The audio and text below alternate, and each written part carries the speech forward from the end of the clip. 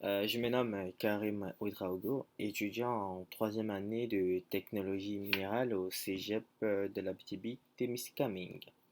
Aujourd'hui, si je suis présent en face de vous, c'est pour vous parler de ma nouvelle littéraire qui n'est rien d'autre que le dernier aveu, comme vous pouvez le voir. Eh bien, il faut savoir que cette œuvre a été le fruit d'un mandat qui nous avait été donné par notre professeur en cours de communication et paralittérature. Cette œuvre compte pour 40% pour mon examen final, c'est-à-dire 25% pour la partie rédaction et 15% pour la partie orale. La partie orale, c'est-à-dire ça prend en compte l'univers autour de cette œuvre-là. Comment est-ce que j'ai créé mes personnages, d'où m'est venue ma première idée, quelque chose de ce genre-là. Donc, au cours de cette présentation, on va parcourir cet univers-là pour rendre vraiment cette présentation très intéressante. Nous avons une suite, nous avons des questions que j'ai mis dans mes diapositives qu'on va essayer ensemble, que je vais essayer bien sûr, désolé, de répondre. Et puis comme ça va parcourir un peu l'œuvre que j'ai écrite. Donc sans plus tarder, nous allons commencer, rentrer dans l'univers.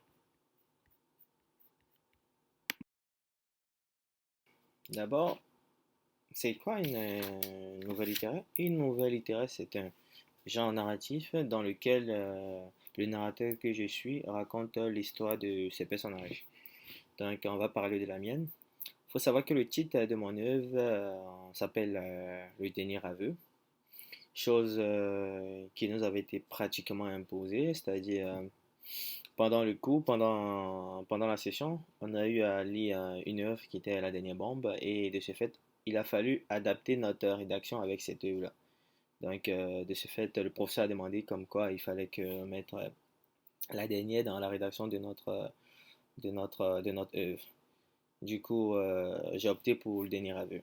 De manière générale, c'est quoi le dernier aveu? Le dernier aveu, il faut savoir que cette nouvelle raconte l'histoire d'un inspecteur de police dénommé Gaston qui va faire face à un crime qui a été commis quelque part. Donc, on va suivre un peu l'environnement de cet inspecteur. Pour être plus précis, l'environnement, c'était vraiment le Mont Kekiko, parce que j'ai voulu vraiment adapter la région de la Témiscamingue. J'ai voulu vraiment illustrer aussi dans ma rédaction. Donc, cet inspecteur va être en face d'une scène de crime et on va voir ensemble comment est-ce que cette enquête va être résolue. C'était un peu ça de manière générale.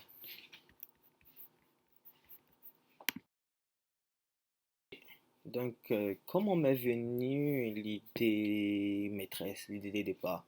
C'est-à-dire, quand le professeur nous a donné bien évidemment l'exercice à le faire, en ce temps-là, j'avais écouté une émission, ben, une série sur Netflix qui était Arsène Lupin, le gentleman cambrioleur. J'ai vraiment aimé ce film. Du coup, je m'étais dit, ben, pourquoi pas ne pas vraiment adapter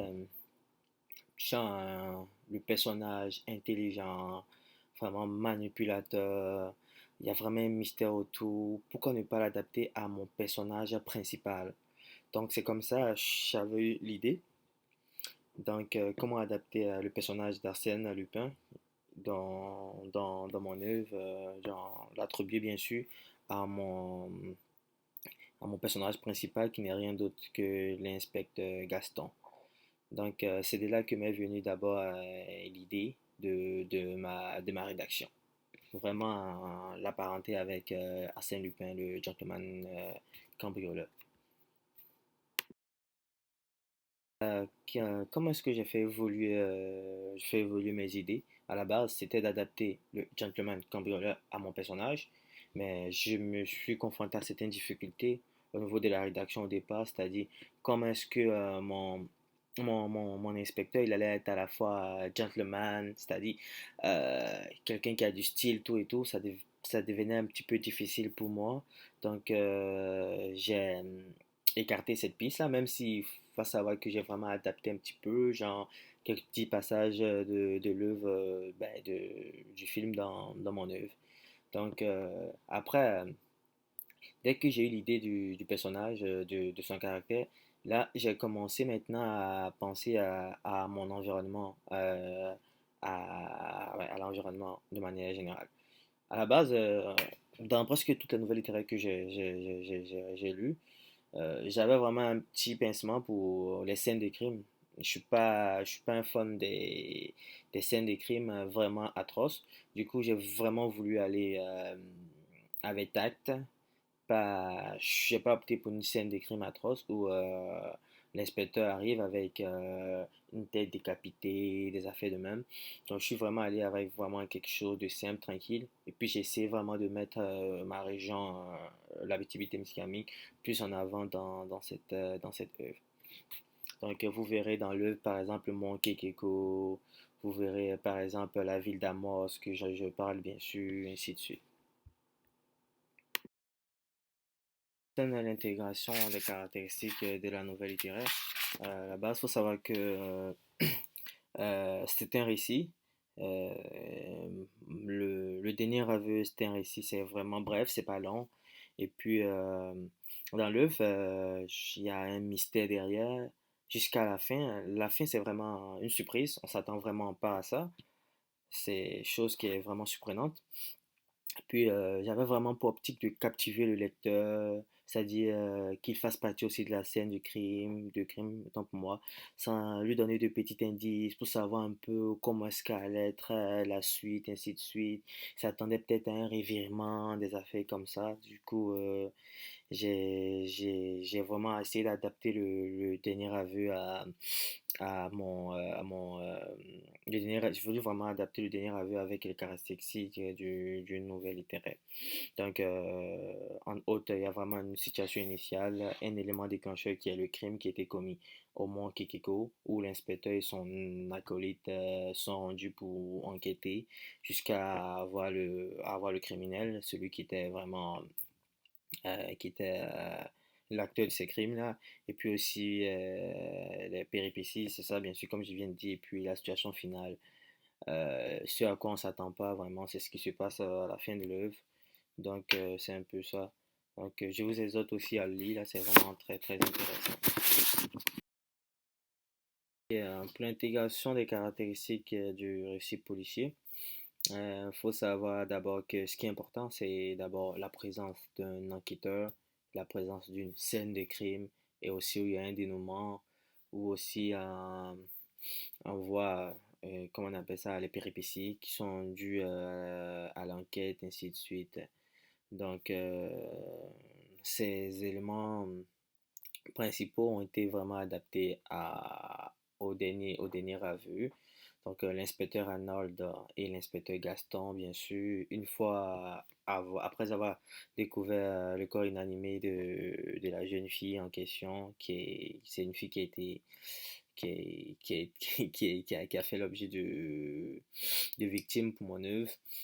Donc, l'enquêteur et son acolyte vont commencer à mener des investigations. On va voir le côté médecin légiste, les traces d'ADN, ces affaires de même pour pouvoir remonter à la piste et avoir le vrai coupable de ce crime.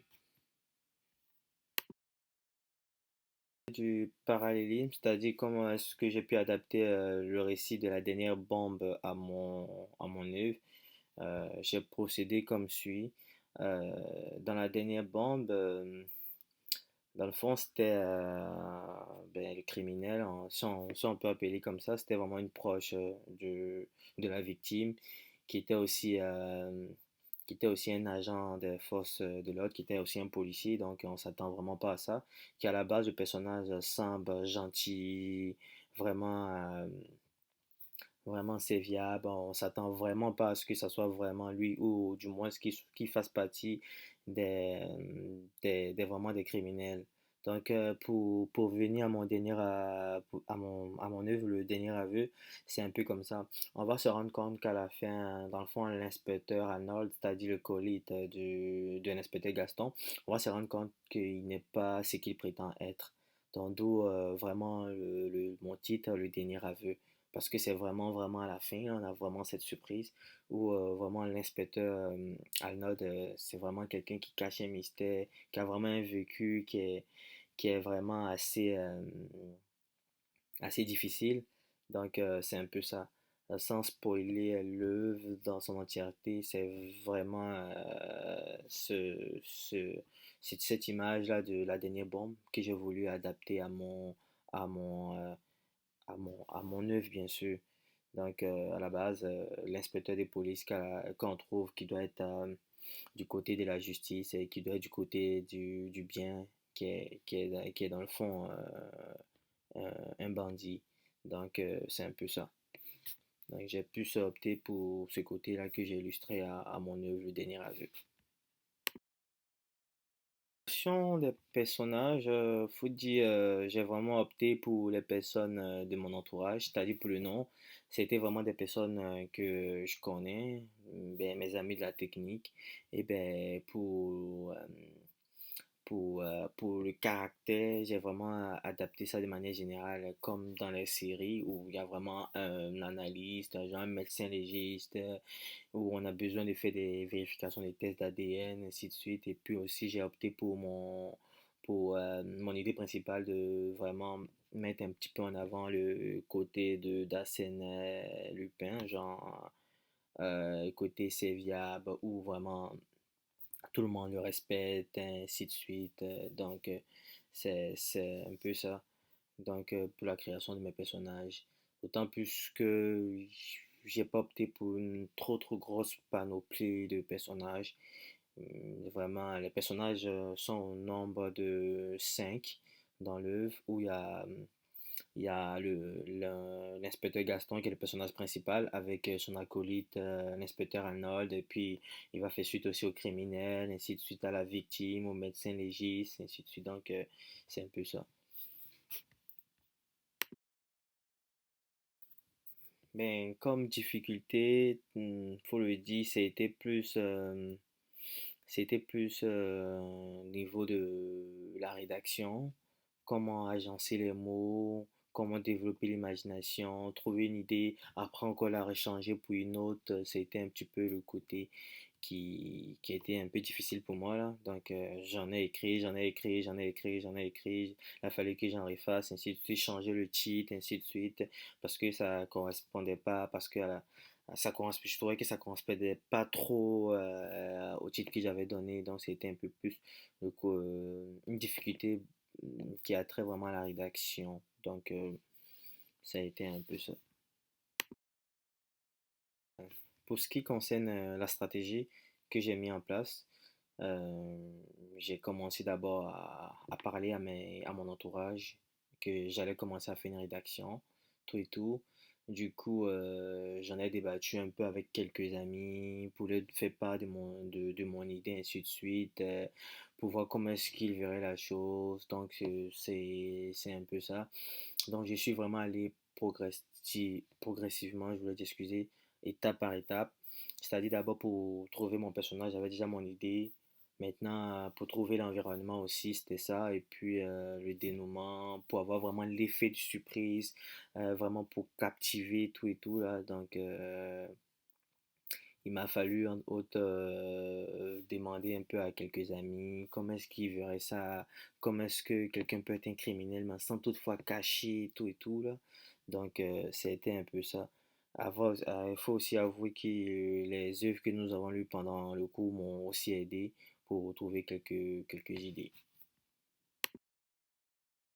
Ce qui est du côté apprentissage, j'ai appris vraiment à développer mon esprit critique, mon esprit de créativité aussi, d'improvisation.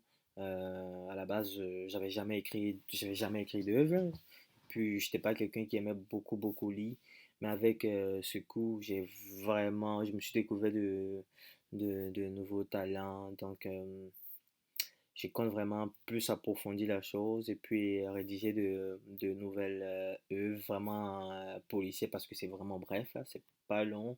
Et puis on peut donner la vie à tout ce qu'on veut. J'ai vraiment aimé ce côté. Et puis ça m'a permis vraiment de développer aussi mon analyse critique. C'est un peu ça. Donc, je tiens vraiment à remercier les personnes qui ont suivi cette présentation, en particulier mon professeur Alexandre Frednel. Merci et